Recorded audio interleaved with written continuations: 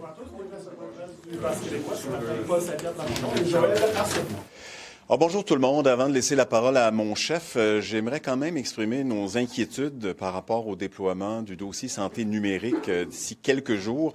Hier, on a vu la première ministre prendre fait et cause pour le déploiement, ce qui pose la question de savoir qui est responsable du déploiement, parce que Santé Québec continue de dire qu'il est le seul maître à bord et décidera de tout, notamment savoir si le dossier santé numérique, lorsqu'il devra se déployer dans l'ensemble du Québec, sera confié à la firme américaine Epic Systems. Mais à plus court terme, à l'heure actuelle, ce qu'on a entendu de la part de la première ministre, c'est qu'il pourrait y avoir des bugs informatiques et elle semble dire que c'est pas très important, alors que nous, la préoccupation qu'on a, c'est pas les bugs informatiques, c'est les traitements et les suivis oncologiques.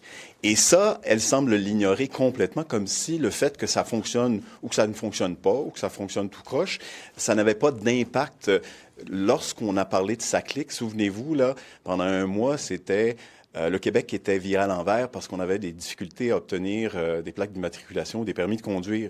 Les questions de la santé des gens dans deux CIS en centre du Québec et sur l'île de Montréal. Et tous les gens de terrain nous disent que ça va avoir des conséquences majeures. On sait déjà qu'il va y avoir un délestage de 20 à 50 %. On nous dit que ça va durer à peu près 2 semaines. Lorsque le contrat a été donné à Epic Systems, il y a plusieurs reportages qui ont été faits sur l'implantation d'un programme comme celui-là, par exemple en Grande-Bretagne, par exemple en Finlande. Et dans certains cas, ça a pris 2 ans avant qu'on puisse rétablir le système. En Finlande, 2 ans après l'implantation du système, les médecins disaient que ça n'a pas amélioré d'aucune façon les soins aux usagers. Alors, on a beaucoup de craintes. Puis le dernier élément, c'est sur la suite des choses. À plusieurs reprises, j'ai posé la question à Sonia Bélanger. Qu'adviendra-t-il pour le déploiement de ce système-là qui devait coûter 265 millions de dollars? On est rendu à plus de 400 millions. Certains disent 600 millions. On sait qu'il y avait une note d'information dont on a copié qui disait 3 milliards de dollars. C'était en 2021. Et aujourd'hui, on nous dit probablement que la décision est déjà prise, puis on va aller vers un autre système, autre chose, parce qu'on n'a pas la capacité informatique pour porter un système comme celui-là dans l'ensemble du réseau du gouvernement du Québec. Donc, encore une fois, après le scandale SACLIC de 2023 et après la commission Galland, on a un gouvernement qui fonctionne à vue et avec un programme dont les dépassements de coûts sont déjà avérés et avec une solution qu'on risque d'abandonner avec des conséquences où ce qu'on promettait n'arrivera pas, c'est-à-dire que le dossier santé de chaque individu puisse être disponible en tout temps à travers le réseau lorsqu'on en a besoin, lorsque le système de santé doit prendre en charge un patient. Donc, beaucoup d'inquiétudes face à l'entêtement du gouvernement dans ce dossier-là. Merci, Joël. Content de vous retrouver aussi nombreux. Ce matin, je publie une lettre à la première ministre Christine Fréchette. J'ai pris la plume parce que je pense qu'il y a de réelles raisons de s'inquiéter des orientations récentes de la CAQ en matière de défense du Québec, de nationalisme. Hier, Jean Boulet nous disait que l'obtention de nouveaux pouvoirs pour le Québec n'était plus à l'agenda du gouvernement. Je le cite, « Dans l'immédiat, on n'a pas cette réflexion-là. Ma priorité, ce sont les ententes administratives. » La réaction du gouvernement Fréchette, donc, face aux ingérences d'Ottawa, démontre un changement de cap. Plutôt, en fait, un recul. Parce qu'on abandonne la doctrine de la CAQ depuis 2015 pour se coller à la doctrine du Parti libéral du Québec, c'est-à-dire ne pas faire de demande à Ottawa. Et lorsque Ottawa abuse de son pouvoir et empiète sur nos champs décisionnels, faire semblant que c'est pas grave, puis dire que tout va bien. C'est un changement substantiel par rapport à la doctrine qui a été défendue par ce parti-là, la CAQ, pendant maintenant une décennie. Rappelons que défendre les champs de compétences du Québec, c'est le service minimum dans l'histoire de ce Parlement. C'est le plus petit dénominateur commun de tous les partis, à savoir que lorsque c'est au Québec de faire ses lois puis d'exercer sa compétence, on refuse que le fédéral abuse de son pouvoir de dépenser, pose des conditions. Donc, c'est un enjeu qui soulève la question de la réorientation de la CAQ récemment. Et nous, au Parti québécois, on lui demande tout simplement de rectifier le tir et de faire un énoncé précis des nouveaux pouvoirs qu'elle souhaite obtenir pour le Québec. Un engagement clair pour en faire une demande claire au gouvernement Carney. Je vous rappelle que tous les membres de ce gouvernement, y compris Christine Fréchette, pas plus tard qu'il y a quelques mois, nous expliquaient que les pleins pouvoirs en culture et en immigration, c'était essentiel pour la survie de la nation québécoise. C'était une question de louisianisation. Quelle est la cohérence en ce moment? Donc, après 8 ans de caquisme, on ne peut pas se permettre la continuité d'un leadership et d'un manque de vision qui a mené aux dérives financières, aux dérives juridiques, aux dérives migratoires orchestrées par le fédéral, qui ont mené au pire déclin du français. Et lorsque ce matin, j'apprends que la première loi de Mme Fréchette, ce sera la clause dérogatoire sur la protection du français, bien, la clause dérogatoire n'est pas un geste, c'est un geste de statu quo, là. On essaie de nous présenter ce qui est automatique et ce qui n'a jamais fait l'objet de grandes annonces des gouvernements. Là, à chaque décennie, tous les gouvernements utilisent la clause dérogatoire. En faire la loi fondamentale, la loi numéro 1 de cette séquence politique, démontre qu'il n'y a pas beaucoup de cartes dans son jeu, là, qu'il n'y a pas de gestes structurant par rapport à ces questions-là, comme le français, mais que pendant ce temps-là, on minimise d'une certaine manière des empiètements de la part du fédéral. Donc, je termine en disant que on aurait tort de penser que c'est une nouvelle session et que c'est un nouveau parti. La CAQ est le même parti. C'est un parti qui est en fin de régime. Et ce n'est pas une nouvelle session, c'est une session qui a été suspendue à des fins partisanes pendant que des questions très sérieuses se posent en matière de santé. Et nous, donc, on va faire notre travail, poser les questions sur tout ce qui ne fonctionne pas au Québec en ce moment. Mais je suis surpris qu'un geste aussi normal et banal que le renouvellement d'une clause dérogatoire qui était due pour 2027 en passant, donc on est dans la pure tactique cosmétique pour essayer de piéger les libéraux, de ce que je comprends, là. Disons qu'on reste un peu sur notre appétit par rapport à toutes les urgences. Monsieur Paul Saint-Pierre Plamondon, parce que oui, on peut comprendre que si vous formez le pouvoir, cette clause de protection-là Va de soi, là. Va de soi. Mais si c'est pas vous qui gagnez, est-ce qu'elle va de soi? Mais il y a toujours... L'utilisation d'une clause dérogatoire va de soi. Si vous ne formez pas le gouvernement, que la CAQ ne forme pas le gouvernement, la clause de souveraineté parlementaire sera mise en application en 2027 à son échelle? Si la CAQ est désormais en réflexion sur le renouvellement de cette clause-là, c'est que là, il y a des remises en question inimaginables à la CAQ, puis c'est bel et bien devenu le Parti libéral du Québec. La clause dérogatoire n'est pas un événement en politique québécoise dans les dernières décennies. Selon vous, là. Vous êtes sûr de ça? Là? Bien, je veux dire, Charles Milliard a dit ici. je leur souhaite bonne chance aux élections s'ils veulent abolir la protection du français. Bien, justement, posez-leur la question. Puis si vous le dites pas... Mais moi, je vous parle de la CAQ ce matin, que ce soit Moi, je vous parle des libéraux. Bien, moi, les libéraux, posez-leur la question. Former le prochain gouvernement actuellement. À moins que vous pensiez que vous me dites aujourd'hui, on forme le prochain gouvernement. Là. C'est pas ça que je dis. Alors, Je dis que je peux pas répondre. Est-ce que c'est un geste de protection? Je dis que je peux pas répondre pour les libéraux, mais bonne chance pour un parti qui s'engage dans la prochaine élection en disant la protection du français dans un contexte de déclin du français, on va l'abolir. Bonne chance avec ça. Mais je reviens à la CAQ.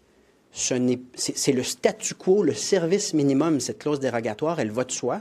Et elle était due en 2027, donc on ne peut pas non plus s'empêcher de voir ce que la CAQ a toujours fait, c'est-à-dire des gestes cosmétiques, des communications politiques, pour masquer les difficultés et le déclin qu'a généré 8 ans de caquisme au Québec. Donc, il faut juste le mettre dans son contexte. Quand M.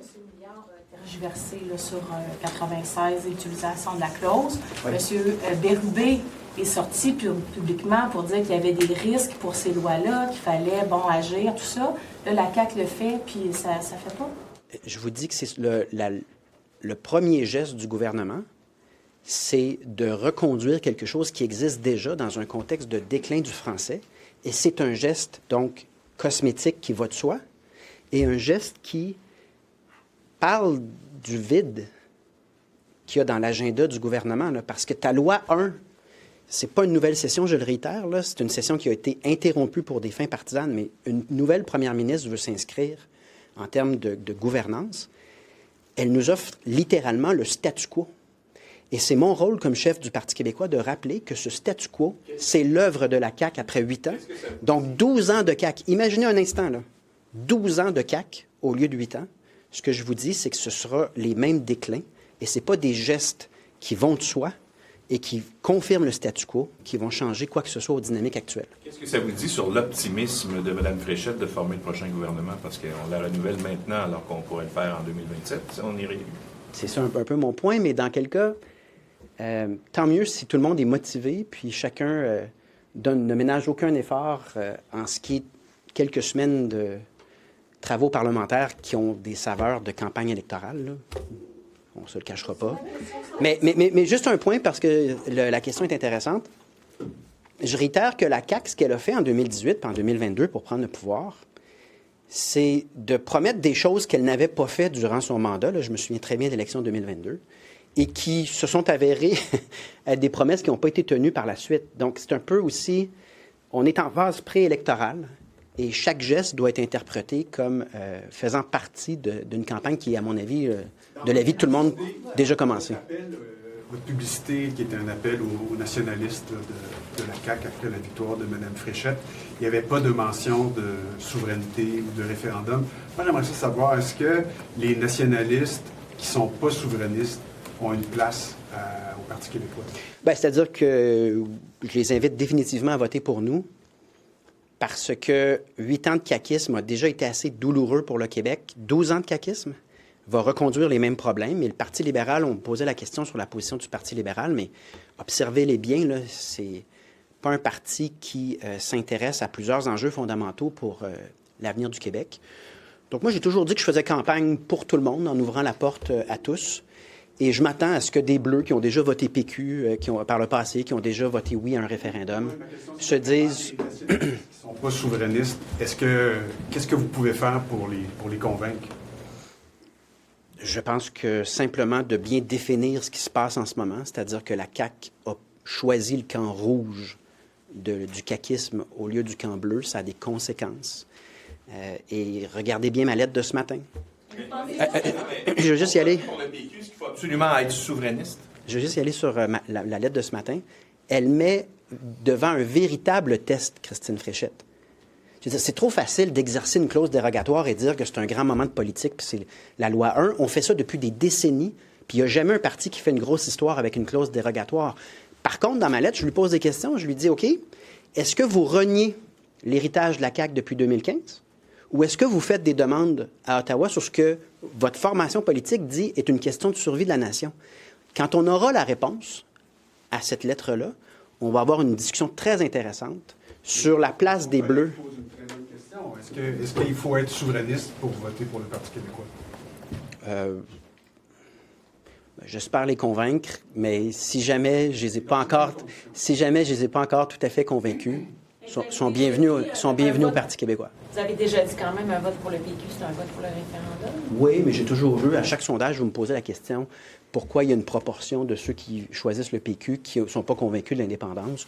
Puis je vous ai toujours répondu, bien, quand même, on a leur écoute, puis il y a quelque chose qu'on fait qui est bien. Je me suis toujours réjoui de ça. Là. Convaincre de voter pour le PQ, c'est pas pareil s'ils choisissent d'eux-mêmes. Mais vous, est-ce que vous voulez convaincre les nationalistes qui ne sont pas des souverainistes de voter pour le Parti québécois? Moi, je veux convaincre tous les Québécois de voter Parti québécois, et il y aura, parmi ces Québécois, des gens qui se disent, je suis pas certain, mais j'aime ce que je vois en termes de qualité de la formation politique puis de propositions. Donc, ce sera un gouvernement du Parti québécois et il y aura d'autres questions qui se posent par la suite. C'est sûr que ça va avoir lieu. Au-delà d'essayer de faire trébucher Charles Milliard et le Parti libéral avec le renouvellement de la clause, vous ne pensez pas que c'est une manière aussi d'essayer de garder des nationalismes auprès d'elle? Vous avez entièrement raison, on est totalement dans de la tactique politique, mais c'est ça qu'on n'aimait pas de la CAQ pendant 8 ans. C'est pour ça que je vous dis, c'est la continuité de ce qu'on connaît, là. C'est CAQ 30 sous pour une pièce. C'est ça que c'est. C'est CAQ 30 sous pour une pièce, c'est-à-dire de la tactique politique, des communications marketing, mais pas de cohérence, pas de vision. Et un Québec en déroute, je veux dire, on a eu 8 ans de ça. J'invite la population à réfléchir à un changement de... Parce que moi, je trouve que c'est étonnamment en continuité avec ce qu'on connaît de la CAQ, sauf qu'on a reculé sur l'ambition vis-à-vis d'Ottawa. Juste pour clarifier, là, parce que là, dans le fond, ils ont laissé entendre qu'ils voulaient que les pleins pouvoirs du Québec soient reconnus en matière de formation de la main-d'œuvre. C'est juste qu'ils ont l'air d'avoir changé de ton. C'est quoi, vous auriez voulu qu'ils soient plus fermes ou que c'est un problème de forme ou... à la limite, si avec ce ton-là, ils arrivent à obtenir ce que vous réclamez, y a-t-il vraiment de problème? Oui. C'est que c'est un empiètement et un abus de pouvoir du fédéral, lequel n'est pas répondu par le gouvernement du Québec en disant « vous ne pouvez pas faire ça ». C'est plutôt un consentement à ce genre d'empiètement en disant « on va le négocier ». Mon collègue Alex Boissonneau, j'ai fait le même commentaire hier, ça se peut que pour une période de 2-3 mois, le gouvernement fédéral, parce que le gouvernement fédéral, je vous l'annonce, fait de la politique, le gouvernement fédéral qui n'a pas intérêt peut-être à avoir un gouvernement indépendantiste à l'Assemblée nationale, ça se peut qu'il octroie des choses à la CAQ pour cette période de temps-là. Mais ne vous trompez pas. Si on choisit d'y aller pour 12 années de caquisme, ce qu'on a connu de mépris et de refus du fédéral vis-à-vis des demandes de survie de la nation selon la CAQ, là, ça va continuer comme déclin, puis comme refus et comme mépris. Le dénominateur commun de toutes les formations politiques ici, depuis longtemps, c'est que lorsqu'un champ de compétences du Québec fait l'objet d'un abus de pouvoir du fédéral, on dénonce puis on demande un retrait. Non, mais ils veulent négocier l'abus de pouvoir. C'est pas la même chose. C'est difficile de définir la CAQ actuellement. Parce que d'un côté, vous dites... Ah non, je la définis avec... Dans la même phrase, à peu près, vous dites c'est le même vieux parti, mais c'est rendu le PLQ.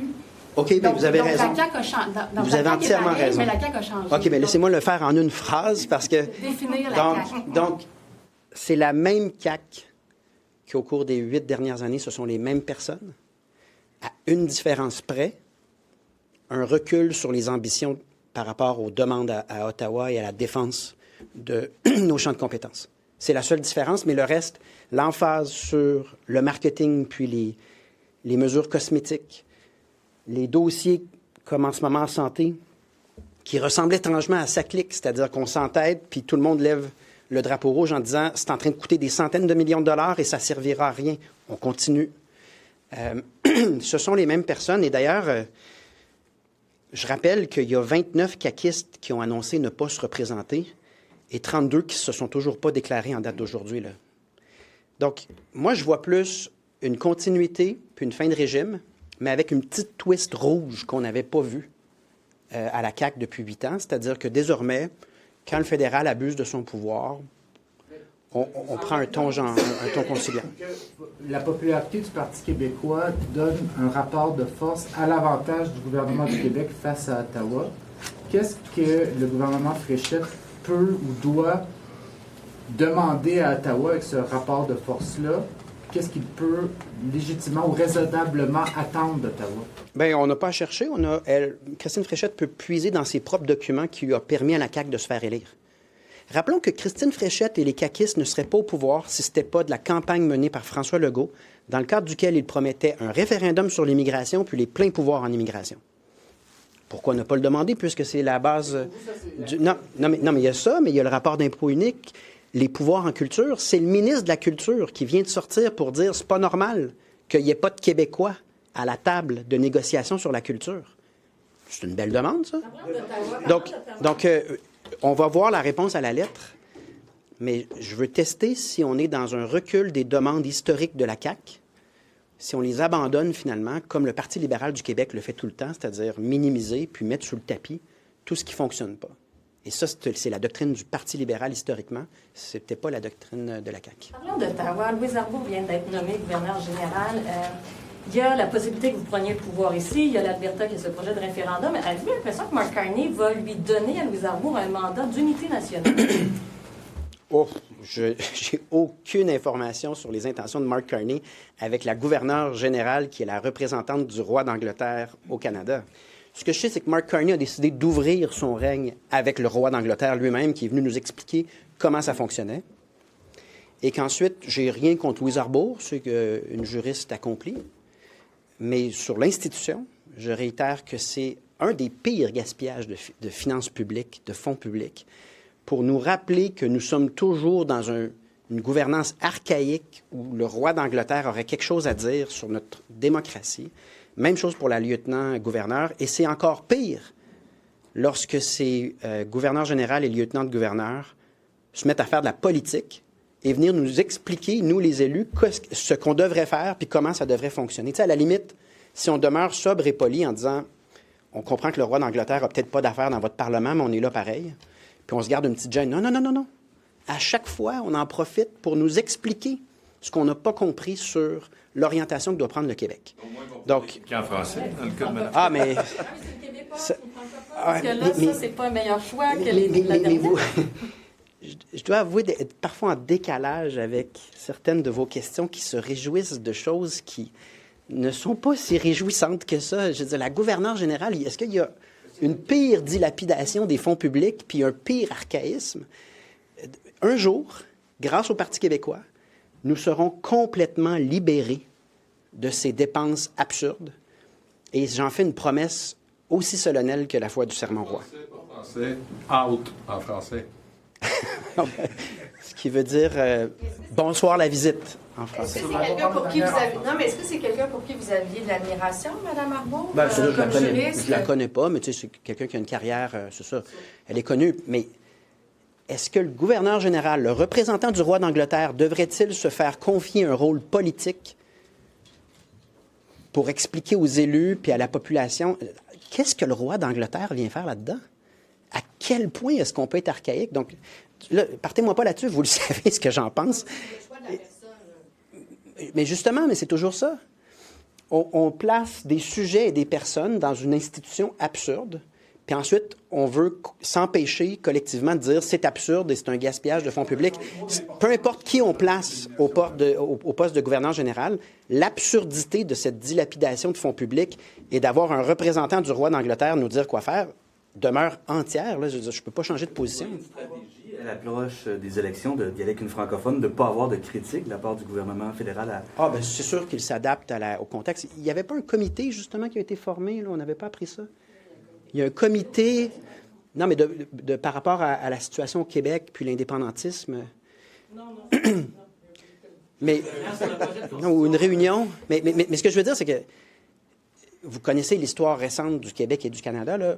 Prenez pour acquis que le gouvernement fédéral va faire de la politique dans les prochains mois et que ce ne sera pas en faveur des indépendantistes québécois.